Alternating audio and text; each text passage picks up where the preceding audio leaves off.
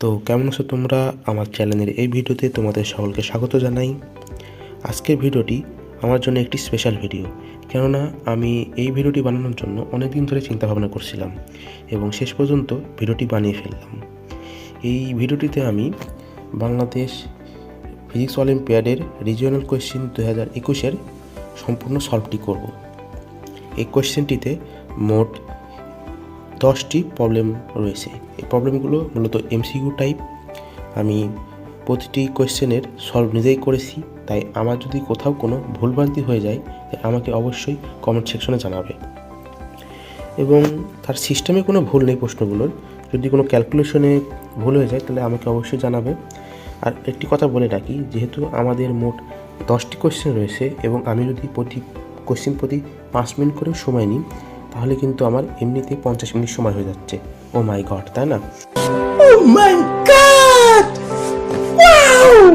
কিন্তু আমি অত সময় নেব না, আমি যথাসম্ভব কম সময়েই ভিডিওটি শেষ করব। তাই কারো যদি কোথাও বুঝতে সমস্যা হয়ে থাকে তাহলে একটি উপায় তো রয়েছেই, সেটি হলো কমেন্ট সেকশন। তো দেরি না করে ভিডিওটি শুরু করে দিই। ভিডিওটির প্রথম প্রবলেম এটা। তো প্রবলেমটিতে বলা হয়েছে, ডায়াটমিক দুটি পরমাণু দ্বারা গঠিত অণু বায়বীয় মাধ্যমে শব্দের গতি √7p/5 রো সমীকরণ দ্বারা পাওয়া যায়, যেখানে পি মাধ্যমে চাপ সাম্যাবস্থায় এবং কিউ মাধ্যমের ঘনত্ব 310 কেলভিন তাপমাত্রায় দুটি ডায়াটমিক গ্যাস হাইড্রোজেন এবং অক্সিজেন মিশ্রণে শব্দের গতি কত? মিশ্রণে হাইড্রোজেন এবং অক্সিজেনের মৌল সংখ্যা 4:1 এবং হাইড্রোজেন এবং অক্সিজেনের মোলার ভর যথাক্রমে 2 এবং 32। ধরে নাও যে মিশ্রণটির ঘনত্ব সর্বত্রই সমান।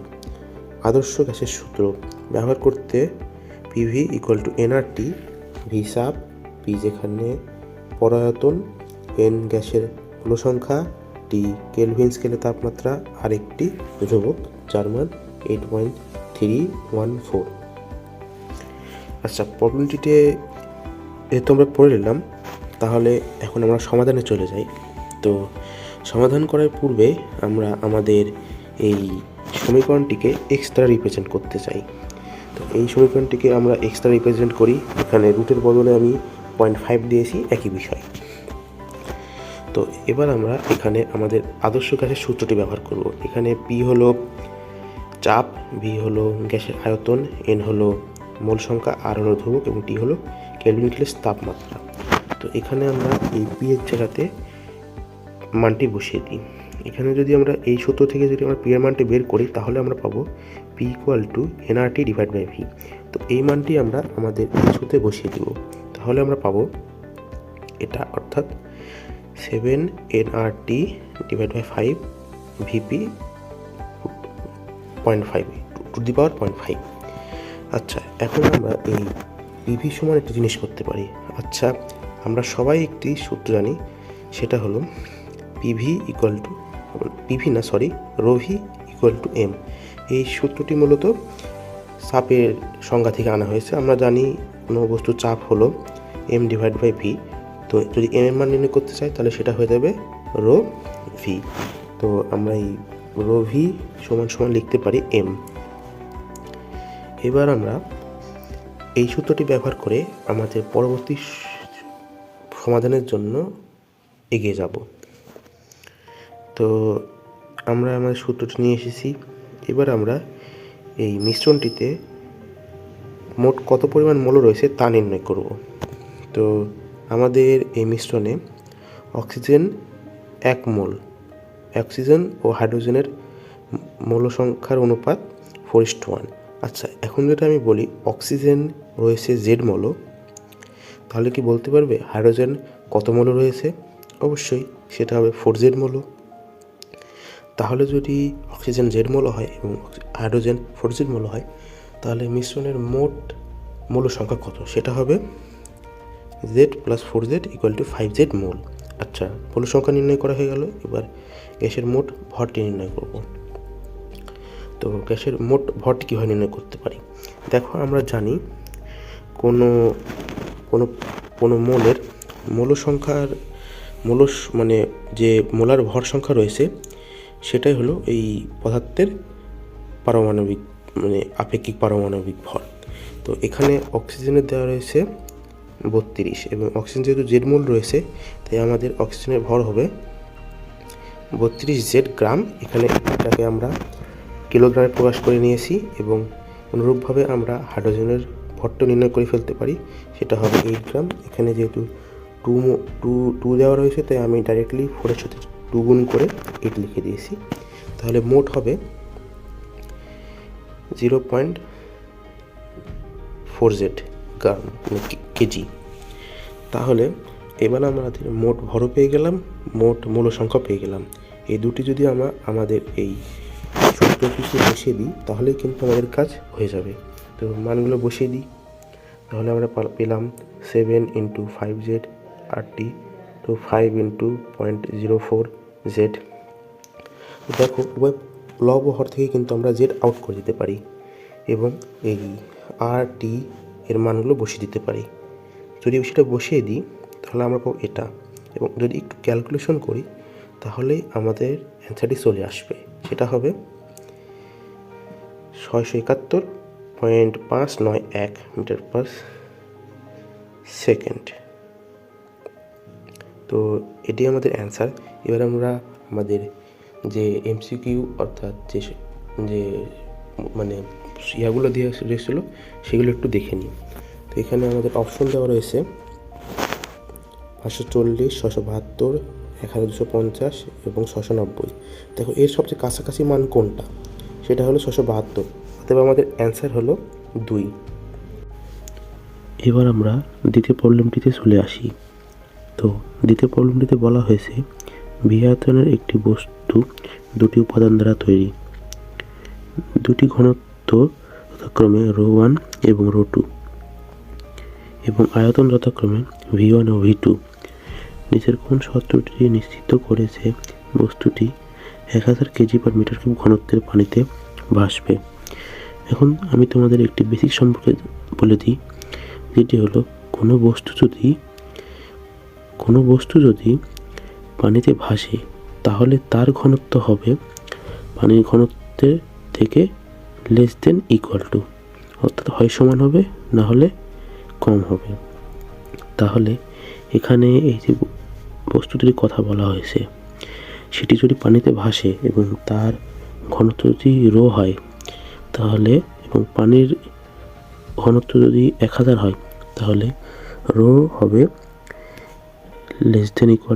1000 কেজি/মিটার কিউব। এখানে আমি ইকুয়াল টু দিইনি, কেননা এই অপশনগুলোতে ইকুয়াল টু তো নেই, ইকুয়াল টু সম্বলিত কোনো কিছু নেই, তাই আমি এখানে ইকুয়াল টু দিইনি। তো এবার আমরা সমস্যাটি সমাধানের জন্য একটি সূত্র নিয়ে আসি। সেই সূত্রটির সঙ্গে আমরা সকলে পরিচিত, সেটি হলো ρ = m/v, যেখানে রো হলো ঘনত্ব, m হলো ভর এবং v হলো আয়তন। তো এখানে যে বস্তুটির কথা বলা হয়েছে তার ভর হলো m। এখন দেখো এই বস্তুটি কিন্তু দুটি বস্তুর উপাদান দ্বারা তৈরি, তাহলে তার ভর হবে সেই বস্তু দুটির উপাদানের ভরের যোগফলের সমান। অর্থাৎ একটির ভর যদি m1 হয় এবং অপরটির ভর যদি m2 হয় তাহলে বস্তুটির মোট ভর হবে m1 + m2। এখন দেখো এই m1 সমান কিন্তু আমরা লিখতে পারি ρ1 × v1, কেননা ρ1 এবং v1 যদি আমরা গুণ করি তাহলে আমরা m1 পাবো। অনুরূপভাবে আমরা এই m2 বস্তুর ভরকে লিখতে পারি ρ2 × v2, কেননা দুটি গুণ করলে আমরা m2 পাবো। তাহলে আমরা লিখতে পারি এটা, এবং যে ভি আয়তন রয়েছে সেই আয়তনটি হবে v1 এবং v2 এর যোগফলের সমান। এখন এই সূত্রটি থেকে যদি আমরা প্রবলেমটি দিয়ে সমাধান করতে চাই তাহলে আমাদের এই প্রত্যেকটি অপশন দিকে কাজে লাগাতে হবে। এখানে দেখো প্রথমে দেওয়া হয়েছে v2 = v1। এখন এর মান প্রথমে আমরা যদি এখানে বসাই, পরে ক্যালকুলেশন করে যদি আমরা প্রমাণ করতে পারি যে এই p <100 তাহলে কিন্তু আমরা প্রমাণ করে ফেলবো। এখন বলি প্রত্যেকটি আমাদের টেস্ট করে দেখতে হবে। এবং যেটিতে মিলবে সেটাই হবে আমাদের অ্যান্সার। এখন যদি আমি প্রতিটা টেস্ট করতে যাই তাহলে কিন্তু আমার অনেক সময় লেগে যাবে, তাই আমি প্রত্যেকটা টেস্ট করব না, আমি শুধু সি নাম্বারটা টেস্ট করব, কারণ ওটাই সঠিক অ্যান্সার। তো আমরা সিটা টেস্ট করি। এখানে দেওয়া রয়েছে V2 = n × V1। তো এই মানটি আমি V2 যাতে বসিয়ে দিই তাহলে আমরা পাবো এটা, এবং দেখো লব হর থেকে V1 কাটাকাটি হয়ে যাবে, তাহলে আমরা পাবো এটা, যেটা হলো ρ1 × n ρ2 / n+1। দেখো এই পরের অংশটি যে দেওয়া রয়েছে P1 × n ρ2 n+1 × 100। এখন দেখো এই n+1কে যদি আমরা এই সাইডে নিয়ে আসি তাহলে আমরা পাবো P1 + n ρ2 / n+1, যেটা হবে <100। দেখো এখানেও কিন্তু একই জিনিস দেওয়া রয়েছে, অর্থাৎ আমরা বলতে পারি ρ1 + n ρ2 / n <1000। সরি, এখানে একটি জিরো আসতো, সেটি তোমরা মনে করো না। তো এই যেহেতু ρ1 × n ρ2 / n+1 = p, তাহলে আমরা বলতে পারি এই রো হলো <= 1000। তাহলে আমাদের অ্যান্সার হবে সি। এবার আমরা তৃতীয় প্রবলেমটিতে চলে যাব। তৃতীয় প্রবলেমটিতে বলা রয়েছে একটি বন্দুক m ভরের গুলিকে v বেগে নিক্ষেপ করে। বন্দুকটির ট্রিগার t সেকেন্ড পরে গুলিটি বন্দুক থেকে বের হয়ে যায়। বন্দুকটি যেন কোনো গতি অর্জন করতে না পারে সেটি নিশ্চিতে বন্দুকের ওপর গড়ে কী পরিমাণ বল প্রয়োগ করতে হবে। আচ্ছা, এটি সমাধানের জন্য আমরা প্রথমেই বন্দুকটির ভরকে m দ্বারা রিপ্রেজেন্ট করি এবং বন্দুকের বেগটিকে v দ্বারা রিপ্রেজেন্ট করি। এখন দেখো আমরা ভরবেগের সংরক্ষণশীলতার নীতি অনুসারে জানি কোনো সিস্টেমের আদি ভরবেগ এবং শেষ ভরবেগ সমান হবে। তাহলে এই সিস্টেমের আদি ভরবেগ কত হবে সেটি নিশ্চিত হবে এটা, কেননা এখানে বন্দুকের ভরবেগ হলো আদি ভরবেগ। যদি বেগ আদি বেগ হয় তাহলে mu মানে ছোট হাতের বড় হাতের, এবং পরবর্তী ভরবেগ নিশ্চিত হবে এটা। এবং দেখো আদি ভরবেগে পুরো সিস্টেমটি কিন্তু স্থির ছিল, তাহলে আমরা বলতে পারি আদি ভরবেগ হলো 0, এবং পরবর্তী অংশটিকে আমরা রেখে দিতে পারি। এখান থেকে আমরা এই বড় হাতের ভি অর্থাৎ বন্দুকের বেগটি নির্ণয় করতে পারি, যেটি হবে এটা। এখন দেখো বস্তুটি অর্থাৎ এই গুলিটি বন্দুক থেকে t সেকেন্ড পরে নির্গত হচ্ছে, অর্থাৎ এই বন্দুকটি ভি বেগ অর্জনে t সেকেন্ড সময় লাগবে, t সেকেন্ড সময় নেবে, অর্থাৎ বস্তুটির ত্বরণ হবে কত? ত্বরণ এ হবে অবশ্যই v-0 / t। এখন দেখো জিরোর কোনো দাম নেই, আমরা জিরোকে আউট করে ফেলতে পারি, তাহলে এখানে থাকলো v/t। এখন দেখো v এর মানটি যদি আমরা এখানে বসে দিই তাহলে আমরা পাবো এটা। আমরা এখানে নেগেটিভ সাইনকে ইগনোর করলাম, কেননা এই অপশনে নেগেটিভ সাইনের কোনো কাজ নেই, তাই আমরা এটা ইগনোর করলাম। তো যাই হোক, এবার আমরা বলের পরিমাণটা নির্ণয় করব। তাহলে আমরা জানি F = ma। বন্দুকের উপর কত বল প্রয়োগ করলে বস্তুর স্থির থাকবে, তাই আমরা সূত্রটি ব্যবহার করতেছি। এবার দেখো এর মান আমরা পেয়েছি, এখন আমরা শুধু কাজ হলো এর মানের জায়গাতে এটা বসিয়ে দেওয়া। তাহলে আমরা বসিয়ে দিই, তাহলে আমরা পেলাম এটা। এখন দেখো এই m এবং এই m কাটাকাটি হয়ে যাবে, তাহলে আমরা পাবো এটা, এবং এইটাই দেখো প্রথমে রয়েছে যেটা হলো এটা, তাহলে আমাদের অ্যান্সার হবে এ। এবার আমরা চতুর্থ প্রবলেমে চলে যাই। চতুর্থ প্রবলেমে বলা রয়েছে আলোর বেগ c = 3.00 × 10⁸ m/s। পরিবর্তিত প্লাঙ্কের ধ্রুবক h = 1.05 × 10⁻³ kg/m² × s⁻1 এবং মহাকর্ষীয় ধ্রুবক g = 6.67 × 10⁻11 kg/m³ × s⁻²। এর বিভিন্ন কম্বিনেশন দ্বারা যেসব একক তৈরি করা যায় তাদের প্লাঙ্কের একক বলে। এর মানে আমরা কোনো রাশিকে a = C to the power A, H to the power B এবং G two the power C আকারে লিখতে পারি, যেখানে এ বি সি বাস্তব সংখ্যা। রৈখিক ভর ঘনত্বের মাত্রা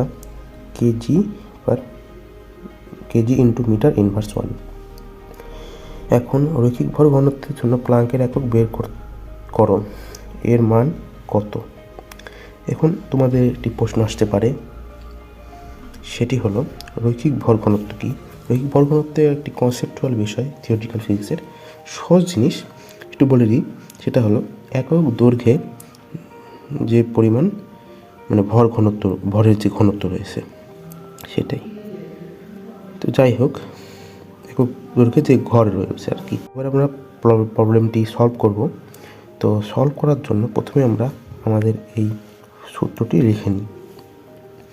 দেখো, আমরা জানি কোনো ফর্মুলার উভয় পাশের যদি মাত্রা সেম হয়, অর্থাৎ ডান পক্ষ এবং বাম পক্ষের মাত্রা যদি সেম হয়, এখানে এই পক্ষ এবং এই পক্ষের মাত্রা যদি সেম হয়, তাহলে সেই সূত্রটি সঠিক হবে। এখানে যেটি সঠিক, তাহলে মাত্রা অবশ্যই সমান হতে হবে। তাহলে দেখো, এ এর মাত্রা অর্থাৎ রৈখিক ভর ঘনত্ব অর্থাৎ কেজি ইন্টু মিটার ইনভার্স 1। আমরা লিখে দিলাম এদিকের মাত্রা, বাম পক্ষের মাত্রা, এবং এই পক্ষের মাত্রা আমরা নির্ণয় করতে হবে। দেখো, সি এর মাত্রা কিন্তু আমরা জানি, সেটা হলো এই যে KG into metre square into S inverse 1।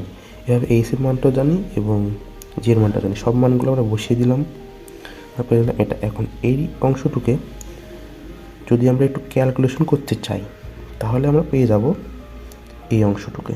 সবগুলো প্রথমে পেলাম KG to the power B minus C M to the power A plus 2b plus 3c S to the power minus A minus B minus 2c। দেখো, দুটি যেহেতু উভয় পক্ষ যেহেতু সমান হতে হবে, তাহলে এখানে kg to the power B minus c equal to হবে কেজি টু দি পাওয়ার 1। তাহলে আমরা বলতে পারি b minus c equal to 1। অনুরূপভাবে দেখো, এখানে m to the power A plus 2b plus 3c দেওয়া রয়েছে এবং এখানে m to the power minus 1 দেওয়া রয়েছে। তাহলে আমরা বলতে পারি a plus 2b plus 3c equal to minus 1। অনুরূপভাবে এই পাশে এস রয়েছে এবং এই পাশে এস নেই, অর্থাৎ এসের উপর রয়েছে 0, কেননা এস টু দি পাওয়ার 0 হবে 1। অর্থাৎ আমরা লিখতে পারি minus A minus B minus 2c equal to 0।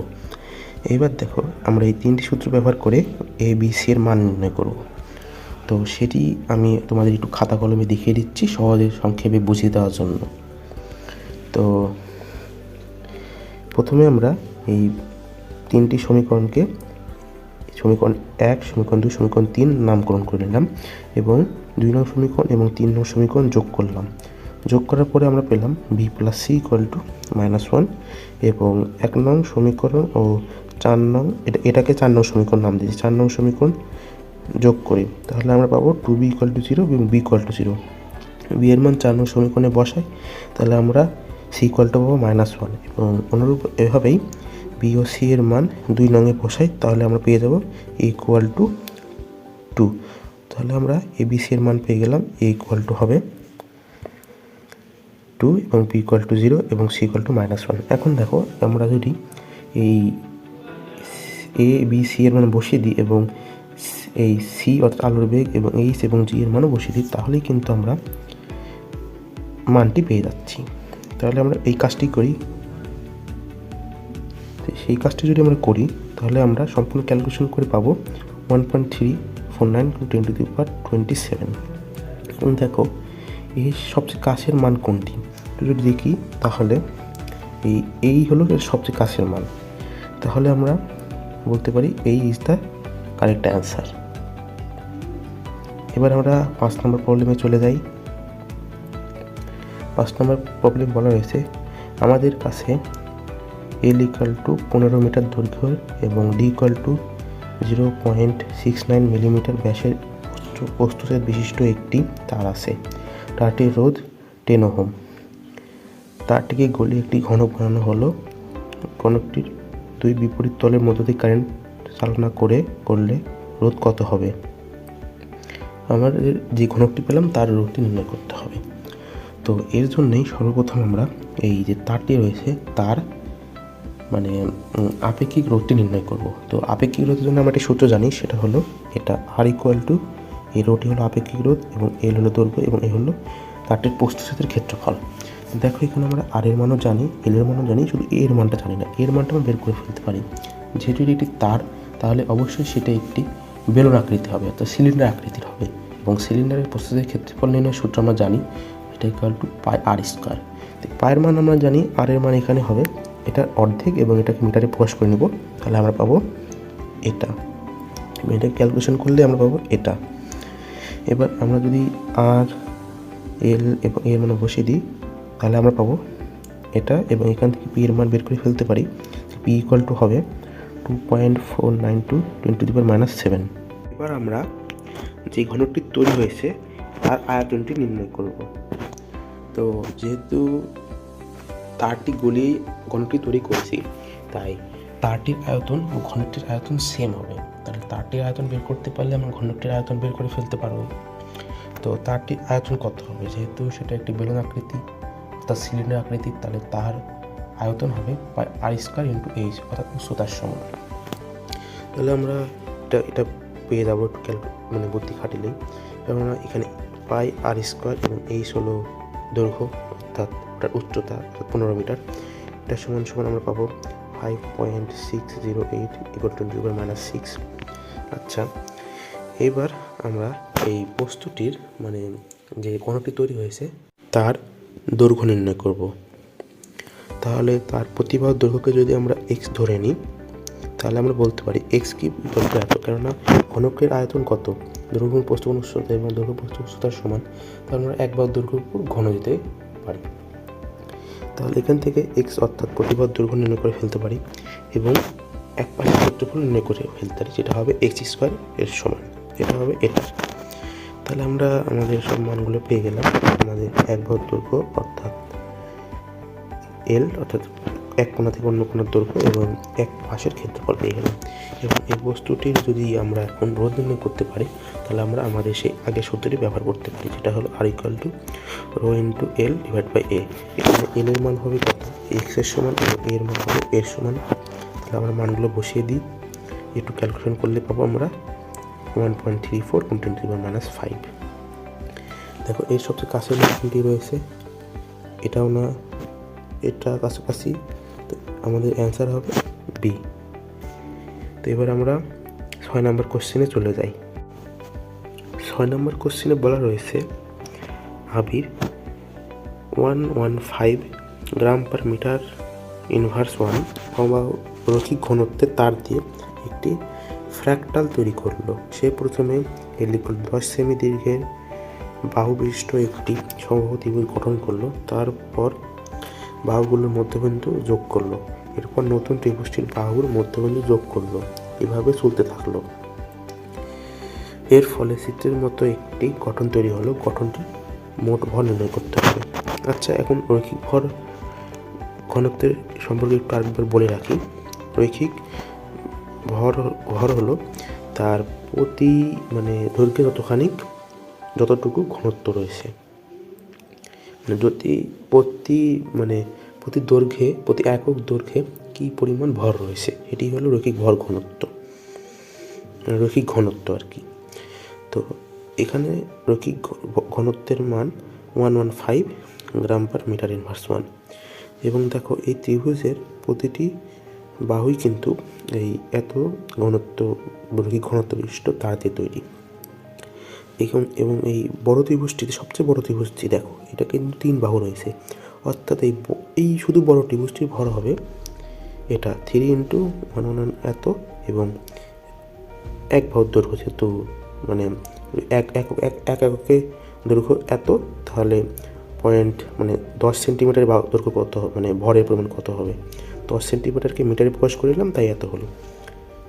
এবার দেখো এই ভিতরে এটার কথা বলছি, এটার প্রতিবাদ দৈর্ঘ্য কত হবে, এই 10 সেন্টিমিটারের অর্ধেক, তাই না? তাহলে এই সরুটার ভর কত হবে সেটা নিশ্চিত হবে এটা, এবং এটার যোগফল হবে এটা। অনুরূপভাবে তার ভিতরেরটা যদি করতে চাই, তাহলে সেটা হবে এটা, কেননা এই মধ্যবিন্দু মানে এই ছোট ত্রিভুজটার দৈর্ঘ্য হবে এর অর্ধেক, অনুরূপভাবে চলতেই থাকবে। সবগুলো যোগ এখন দেখো এটা এটা এটা এবং তার পরবর্তীগুলো যদি তার ভিতরেগুলো যদি আমরা যোগ করি তাহলে আমরা পাবো সম্পূর্ণ সিস্টেমটির মানে সম্পূর্ণ ফ্র্যাক্টালটির ভর। তো এখন এটা তো আমরা লিখতে পারছি না, এটাকে আমাদের সিম্পলিফাই করতে হবে। সেটা কীভাবে করতে পারি? তো দেখো আমরা এখানে 3 × 1.5 × 0.1 কমন নিয়ে নেব, তাহলে আমরা পাবো এই অংশ। এখন আমরা জানি 1 + ½ + 1/4 plus dot dot dot equal to 2। এটা কীভাবে হলো যদি জানতে চাও আমি ডিসক্রিপশনে কিছু লিঙ্ক দিয়ে রাখবো, তাছাড়াও আমাকে কমেন্ট সেকশনে কমেন্ট করতে পারো। তো এর জন্য আমরা যেহেতু জানতে পারলাম এটা সমান 2 হবে, তাহলে আমরা মানটি বসিয়ে দিলাম, তাহলে আসলে এটা একটু ক্যালকুলেশন মেরে দিলেই আমরা পেয়ে যাব 69। দেখো এখানে 69 দেওয়াই রয়েছে বি অপশনে, তাহলে আমাদের অ্যান্সার হবে বি। এবার আমরা 7 নম্বর কোশ্চেনে চলে যাই। 7 নম্বর কোশ্চেনে একটি বর্তনীর কথা বলা হয়েছে। তো সেই বর্তনীতে R1 = 8 ওহম এবং R2 = 6 ওহম এবং আমাদের এই V out divide by V ইনের মান নির্ণয় করতে হবে। তো এই বর্তনীটিকে আমরা একটু অন্যভাবে দেখি। বর্তনীটিকে যদি আমরা এভাবে কল্পনা করি তাহলে কি কোনো ভুল হয়? দেখো এই বর্তনী মানে এই বর্তনী এবং এই বর্তনীর মধ্যে কিন্তু কোনো তফাৎ নেই। এই বর্তনী সেম, শুধু এই রোডটাকে আমি এর কাছে এনে দেখিয়েছি। সেটা কিন্তু কোনো দোষের কারণ নয়। এবং এইটা এবং এটা দুটো যেহেতু ভূ সংযোগ, তাই সেটাতেও এক করা কোনো দোষের কিছু নয়। এবং এখন দেখো এখন V1 এবং মানে ইন এবং ভি আউট একটু বুঝিয়ে দিই। ভি ইন হলো এই অংশের মানে বিভব এবং ভি আউট হলো এই অংশের বিভব। তো দেখো সমস্যাটি সমাধানের জন্য প্রথমে আমাদের এই বর্তনীর তুল্যরোধ নির্ণয় করতে হবে। তুল্যরোধ নির্ণয় করার জন্য দেখো এই R1 এবং R2 কিন্তু সমান্তরাল সংযোগে রয়েছে, তাহলে আমরা একটুকু রোধ নির্ণয় করে ফেলতে পারি। সেটা হবে এটা, কেননা আমরা সূত্র জানি, সেটা বুঝিয়ে দিলাম না। এবং সম্পূর্ণ যদি তুল্যরোধ নির্ণয় করি, ইকুইভ্যালেন্ট রেজিস্ট্যান্স যদি নির্ণয় করি তাহলে আমাদের এটা। আচ্ছা, আমরা তুল্যরোধ পেয়ে গেলাম। এবার আমরা এই বর্তনীর এই অংশকে এ নামকরণ করি, এই অংশকে বি নামকরণ করি এবং এই নিচের অংশটিকে সি নামকরণ করি। এবার আমরা দেখো এই বর্তনীতে যখন তড়িৎ প্রবাহ হবে তখন কিন্তু এই রোধ এবং এই রোধ মধ্যে সমপরিমাণ বিদ্যুৎ পরিবাহিত হবে। তাহলে আমরা বলতে পারি এ ও বিসি অংশের তড়িৎ প্রবাহ সমান, এবং অর্থাৎ যদি IAC অর্থাৎ এসি অংশের এবং বিসি অংশের রোধের পরিমাণ সমান হয় তাহলে আমরা লিখতে পারি ভি ইন মাইনাস V0, যেহেতু আমরা জানি I = V/R অর্থাৎ বিভব পার্থক্য ডিভাইড বাই রোধ। তাহলে আমরা লিখলাম V in divide by V মানে 0 ডিভাইড বাই আর ইকুইভ্যালেন্ট অর্থাৎ তুল্য রোধ = ভি আউট মাইনাস 0 আর এই অংশের তুল্য রোধ। একটু ক্যালকুলেশন যদি করি, সহজ ক্যালকুলেশন, তাহলে আমরা পেয়ে যাবো 0.3। তাহলে কিন্তু আমরা পেয়ে যাচ্ছি 0.3। তো অপশনটি তো 0.3 দেওয়া রয়েছে, তোমরা শুধু একটু মিলিয়ে নিও। তো এবার আমি 7 নম্বর কোশ্চেনে চলে যাই। তো 7 নম্বর কোশ্চেনে বলা রয়েছে ভোলারেন্ট খেলার সময় ইমতিয়াজ দেওয়ালের পিছনে দাঁড়ানো একজনকে গুলি করার চেষ্টা করছে। সে দেওয়ালের মধ্য দিয়ে গুলি করার সিদ্ধান্ত নিল। একটি 10 সেন্টিমিটার পুরো দেওয়াল কোনো মতে গুলিটিকে থামিয়ে দিতে পারে। অপর খেলোয়াড় যে দেওয়ালের পিছনে দাঁড়িয়ে আছে তার পুরুত্ব এত সেন্টিমিটার। যদি একটি গুলি সাধারণভাবে 100 ড্যামেজ করে, তাহলে ইমতিয়াজ দেওয়াল ভেদ করে যাওয়া একটি গুলিতে কতটুকু ড্যামেজ করতে পারবে। এখন তোমাদের মনে এবার অনেকেই প্রশ্ন আসতে পারে যে ভ্যালোরেন্ট আবার কি। তার জন্য বলে রাখি, ভ্যালোরেন্ট একটি গেমের নাম। তো এই গেমটি থেকেই মানে মূল প্রবলেমটি এসেছে। তো বলি প্রবলেমটির সমাধানে চলে যাই। তো প্রবলেমটির সমাধানের জন্য আমাদের প্রথমে যে দেওয়ালটি 10 সেন্টিমিটার দেওয়ালটি গুলিটিকে থামিয়ে দিতে পারে সেই দেওয়ালের মানে মন্দ নির্ণয় করতে হবে। তো দেওয়ালটির মন্দ নির্ণয় করার জন্য আমরা আমাদের এই সূত্রটি ব্যবহার করব। এটি হলো দেওয়ালের মধ্যবর্তী ত্বরণ V² = U² - 2AS। দেখো এখানে ভি তো শেষ বেগ কিন্তু 0, তাহলে আমরা = করতে পারি U² / 2AS। এটা হলো আদিবেগ, আদিবেগটা আমি ধরে নিয়েছি। তো তাহলে আমরা a ইকুয়াল টু বলতে পারি u square divide by 2 into 10। তো দেখো এখান থেকে আমরা পরবর্তী জায়গাতে চলে যেতে পারি। সমাধানের দিকে যদি একটু আগাই তাহলে আমরা এবার ওই যে 6.9 কত দেওয়া হয়েছিল সে তার মধ্যে দিয়ে গুলিটির শেষ বেগ নির্ণয় করব। অর্থাৎ এত সেন্টিমিটার পুরুত্বের দেওয়ালের গুলির শেষ বেগ সেটা নির্ণয় করার জন্য আমরা একই সূত্র ব্যবহার করব। তো আমরা V square equal to U square minus 2s লিখলাম, ভি স্কোয়ার সমান ইউ স্কোয়ার মাইনাস 2, এটা মান আমরা বের করেছি সেটা বসিয়ে দিলাম শুধু, আর এস এর মান তো দেওয়া সেটা বসিয়ে দিলাম। এবার ভি স্কোয়ার সমান ক্যালকুলেশন করলেই পেয়ে যাবো আমরা U into root over 3.1 divide by 10। এবার দেখো গুলিটি একটি সাধারণ গুলি কিন্তু 100 ড্যামেজ করে, অর্থাৎ গুলিটি সাধারণ বেগ কত ইউ বেগে ড্যামেজ করে 100। তাহলে কি বলতে পারবে এই U into root over 3.1 divide by 10 বেগে কত ড্যামেজ করবে? একটু সহজ ঐকিক নিয়ম করলে আমরা পেয়ে যাব। তো ঐকিক নিয়মটা আমরা করে ফেলি। তাহলে এখানে ভি বেগের ড্যামেজ 100 আর 1 বেগের ড্যামেজ এত হবে, এত বেগের ড্যামেজ হবে একটু ক্যালকুলেশন করলে 55.67। অপশনগুলো একটু মিলিয়ে নিই। অপশনে দেখো এর কাছাকাছি কোনো মান রয়েছে নাকি, সেটা হলো 56, অথবা আমাদের অ্যান্সার হলো 56। তো এবার আমি 9 নম্বর কোশ্চেনে চলে আসি। 9 নম্বর কোশ্চেনে বলা রয়েছে এই সূত্রটি থেকে তাপ পরিবহনের সূত্র মতে কোনো পরিবাহীর কোনো প্রস্থচ্ছেদের এর মধ্য দিয়ে একক সময়ে প্রবাহিত তাপের পরিমাণ এইচ হলো তাপমাত্রার নতির সমানুপাতিক। তাপমাত্রার নতি হলো দূরত্বের সাপেক্ষে তাপমাত্রার পরিবর্তনের হার। এখানে ডেল্টা টি হলো তাপমাত্রা পরিবহনের পেছনে মূল কারণ। নিচের সমীকরণে কে একটা ধ্রুবক, এটা কে? একটা তড়িৎ বর্তনীর সাথে তুলনা করলে তাপীয় রোধ নির্ণয় করতে হবে। তাপীয় রোধটা কি? তাপীয় রোধ হলো আমাদের ওই রোধের মতনই কিন্তু একটু ভিন্ন। তাপীয় রোধ হলো পরিবাহী একটা তাপ পরিবাহীর মধ্যে যে ধর্মের জন্য তাপ পরিবহন বাধাগ্রস্ত হয়, একটি পরিবাহীর মধ্যে যে ধর্মের জন্য তাপ পরিবাহী বাধাগ্রস্ত হয় সেটাই হলো তাপীয় রোধ। তো সেটি আমাদের নির্ণয়ের জন্য আমরা প্রথমে সূত্রটি লিখে নিই। সূত্রটিকে আমরা একটু এভাবে লিখে নিলাম, একই বিষয়। এইবার দেখো এইচ হলো তাপমাত্রার নতি, অর্থাৎ দূরত্বের সাপেক্ষে তাপমাত্রার পরিবর্তন হয়। এটা কিন্তু একটি বর্তনের জন্য সব জায়গায় সেম আর কি, পরিবাহীর জন্য। তো দেখো এবার আমরা এই K A divide by delta এক্সকে জেড রিপ্রেজেন্ট করি এবং এই জায়গাতে আমরা জেড লিখি। তাহলে আমরা H equal to Z into delta T পেয়ে যাবো। এখন দেখো জেডের মান, এইচের মান যেহেতু ধ্রুবক, তাহলে আমরা টি ইকুয়াল টু লিখতে পারি delta T equal to H divide by Z. এবার একটু চিন্তা করো, যদি জেডের মান বৃদ্ধি পায় তাহলে কি হচ্ছে? ডেল্টা টি এর মান কমছে, অর্থাৎ একটি পরিবাহীর এক বিন্দু থেকে অন্য বিন্দুর তাপমাত্রার পার্থক্য কমছে। তাপমাত্রার পার্থক্য কমার মানে কি? তাপ বেশি পরিমাণে প্রবাহিত হচ্ছে। আবার যদি এর মান জেডের মান একটু কমিয়ে দিই তাহলে কিন্তু দেখো ডেল্টা টি এর মান বৃদ্ধি পাচ্ছে। বৃদ্ধি পাওয়া মানে কি?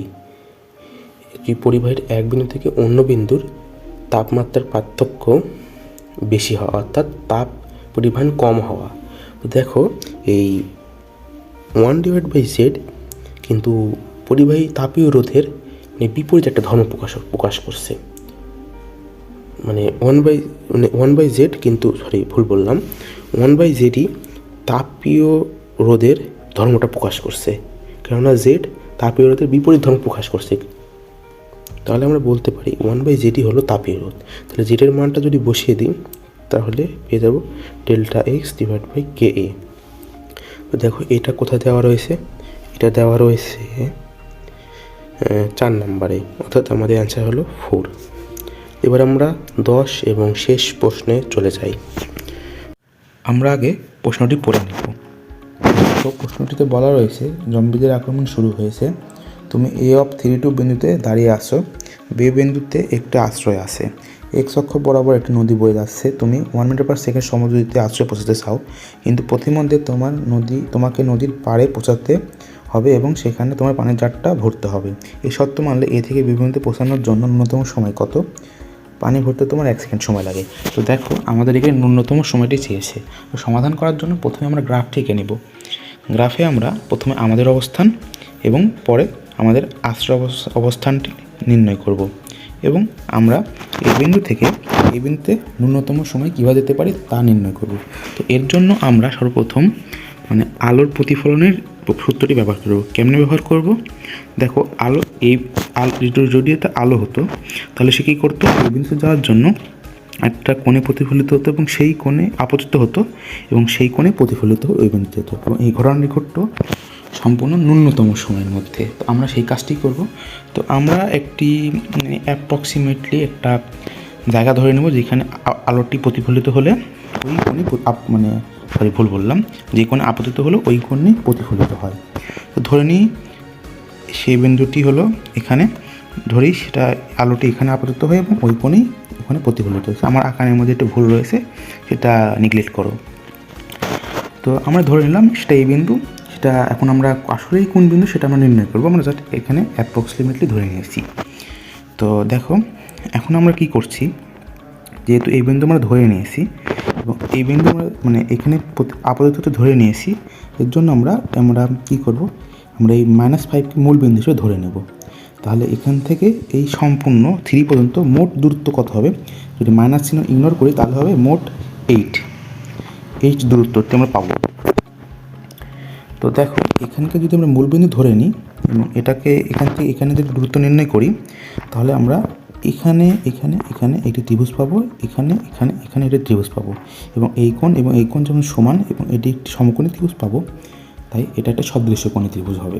তো এখান থেকে সদৃশ্যকোণের সূত্র অনুসারে আমরা লিখতে পারি, যদি আমরা এখান থেকে এখানে দূরত্ব x ধরে নিই তাহলে আমরা লিখতে পারবো এটা কি লিখছি 4/x লম্ব ডিভাইড বাই ভূমি, এখান থেকে ভূমি এই ত্রিভুজের। এবার এখানে অনুরূপভাবে লম্ব ডিভাইড বাই, যেহেতু সম্পূর্ণটা 8 এবং -x, এখানকার দূরত্ব 8 - x। এখন এখান থেকে আমরা x এর মানটা নির্ণয় করে ফেলি, যেটা হবে 16/3। তো আমরা x এর মানটি পেয়ে গেলাম। x এর মানটি দেখো আমরা এই 5 বিন্দু থেকে পেয়েছি। এটা যদি তুমি ভাঙো তাহলে তুমি পাবে 5.333, মানে 5-এর থেকে একটু বেশি। তাহলে আমাদের দূরত্ব নির্ণয় করতে হবে মূল বিন্দু থেকে। তাহলে মূল বিন্দু থেকে দূরত্বটি কত হবে? সেটা হবে 16 - 3/5। একটু হিসাব করলে এটা হবে 1/3। তো মূল বিন্দু থেকে 1/3 মানে এদিকে একটা বিন্দুতে আপতিত হবে, এখানে একই কোণে প্রতিফলিত হবে। তো এখন আমাদের কাজ হলো এখান থেকে কত দূর দূরত্ব অতিক্রম হবে। তো একটু জায়গা করে নিই। তো দেখো প্রথমে আমাদের গতিপথটি কেমন হবে, আমি কি করব, এই 3 বিন্দু থেকে 1/3 0 বিন্দুতে যাব। তাহলে আমার অতিক্রান্ত দূরত্ব হবে এটা। তো এটাকে আমি একটু সাইডে লিখে নিচ্ছি, তার আগে সাইডে লিখে দিলাম। এবং দেখো আমি যখন এই বিন্দুতে পৌঁছাবো তখন এই বিন্দু থেকে আমি এই বিন্দুতে যাব। তো এই বিন্দুতে যদি আমি যাই তাহলে আমার আবার কতক্ষণ দূরত্ব অতিক্রম হবে সেটা আমরা নির্ণয় করে নেব।